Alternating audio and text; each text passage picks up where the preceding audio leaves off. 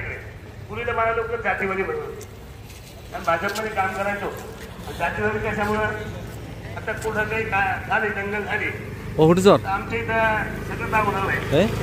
निघाला मग लोकप्रतिनिधी मला रोडवर आले करायचं आता किंवा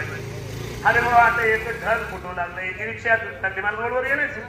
मला घरात बसतं चालणार नाही आणि त्याला जातीवादी तू म्हणत असेल तर तुझं मला नाव असेल पण तू खऱ्या अर्थानं आपल्या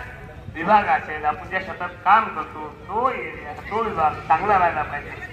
सर्व समाज एकत्र राहायला पाहिजे संघटित राहायला पाहिजे बाबासाहेबांना असेल किंवा कोणत्याही महापुरुषांना असेल हे सांगितलं आणि कोणतेही महापुरुष एका जातीपुरते म्हणत नाही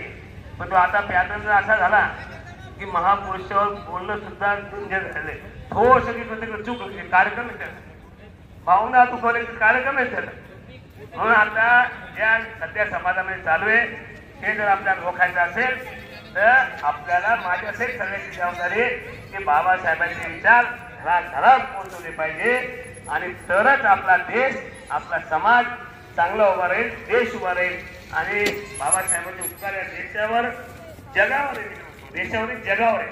कारण मी तिथे बोलू लागलो खडखड करू लागलो की बाबासाहेबांना मला दिलेल्या अधिकाराला कलम 19 नुसार मी बोलतो मी कलम 19 नुसार खडखड करतोय